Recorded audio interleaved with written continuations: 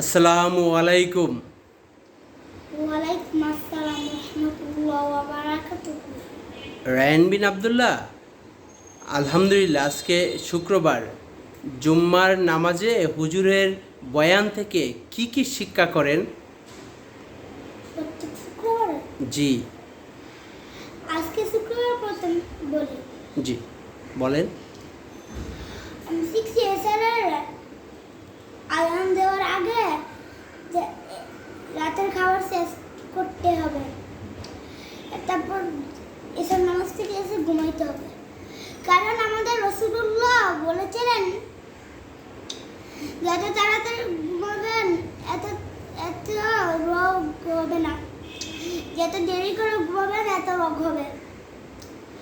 ফজরের আজানের আগে উঠতে হবে। ফজরের আজানের পর ওটা ঘুমাতে পারবেন না, কারণ তাহলে আমাদের বাকিটুকু আমাদের পরে মনে আছে। আলহামদুলিল্লাহ। আমাদের রাসূলুল্লাহ ফজরের পর ঘুমাইতেন না।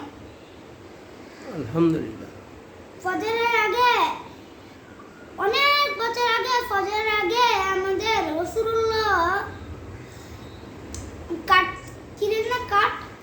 কাঠগুলো সকালে থাকতেন, জি। কাঠগুলো উঠে তারপর ফজর আজান দিতেন আলহামদুলিল্লাহ। রাসূলুল্লাহ। সাল্লাল্লাহু আলাইহি ওয়াসাল্লাম। আর আজকে পবিত্র শুক্রবার আমরা ইনশাআল্লাহ চেষ্টা করব রোজা রাখার জন্য আলহামদুলিল্লাহ। সফরের। কিন্তু যাদের বাচ্চা হবে এরা রাখা যাবে না, কিন্তু যদি বাচ্চা হওয়ার পর তারপর সুস্থ হবে তখন নফল রোজা রাখতে হবে। ওদের জন্য আগে রোজা রাখতে পারিনি, তাদের ওদের রোজা রাখতে হবে। আলহামদুলিল্লাহ।